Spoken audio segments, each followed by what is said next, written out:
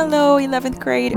It is great to have you join me once again. Today is Wednesday, May 6th, and today we'll talk about the character of the week as well as a new grammar topic. Let's begin. As part of our class today, we have a Masters of the Book World section to go over on page 283. So our character is James Baldwin. He was an African American novelist, essayist, poet who was born in New York and was always looking to find ways to stand up to racism.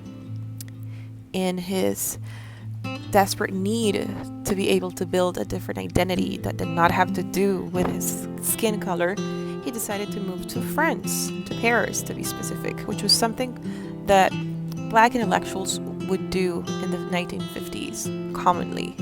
So once there, he described himself as a transatlantic commuter because he divided his time between the two countries. Most of his work, especially his essays and novels, talked about American cultural experiences. Two of his most famous works are Notes of a Native Son and Go Tell It on the Mountain.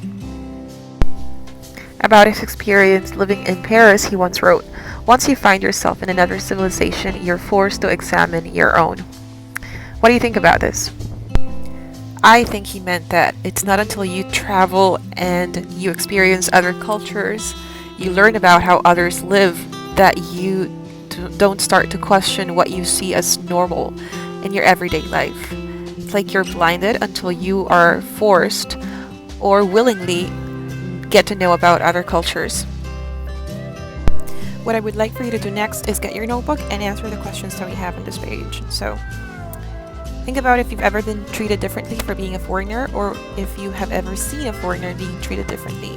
It's very common, given that we live in a very touristic place, that we get to see this type of situations, or that we have experienced it actually. Now answer the questions. Was it a good or a bad experience? What was the reason behind it? Was it fair the way you or that person was treated? Would you treat a foreigner the same way?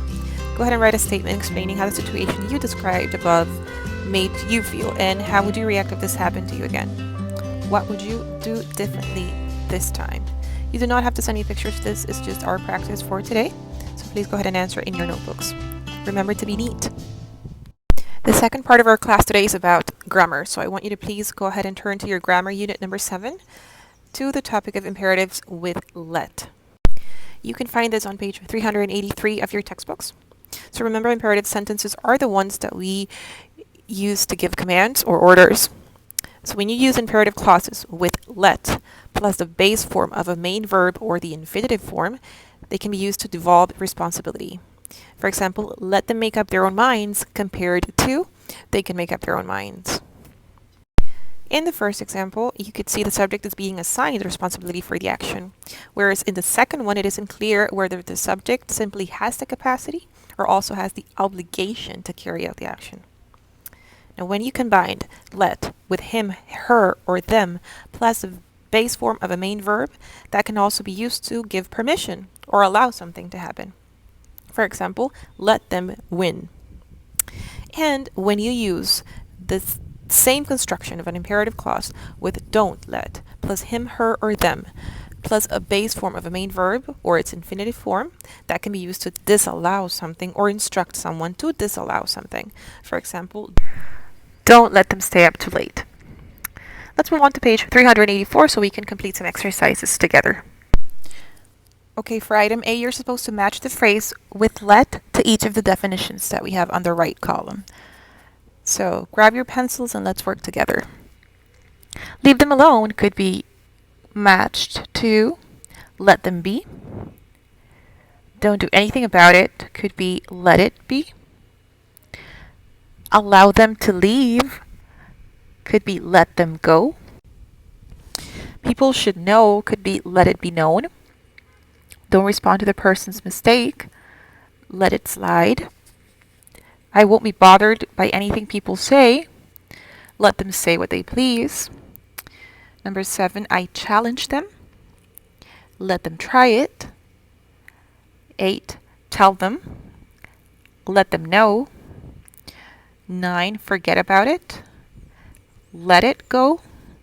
And 10, I don't care about people's needs. Let them eat cake. So this is what your first item should look like. Go ahead and correct if you have any mistakes. Let's continue with item B, where you're supposed to complete the sentences using an imperative construction with let. So I'm going to give you possible answers. You could also try to think of your own if you want to. Number 1 says blank. I'm not changing my opinion even if it's unpopular. We could use maybe let them talk. Number 2 says I think we should blank. There's a problem with their application. Maybe let them know. Number 3 says they think they can keep us from winning the competition. That sounds like a challenge, so I think we could use let them try it. Number 4 says I don't think we should tell them what to do, blank on their own. This could be let them decide.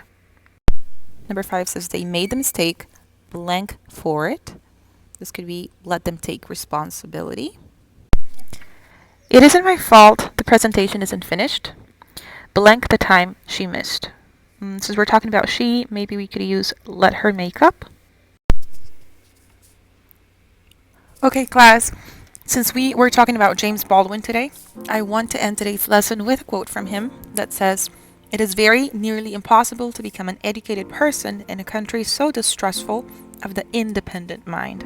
And I think it's such a great quote because it really makes you think. Are we being inquisitive enough? Do we research on our own?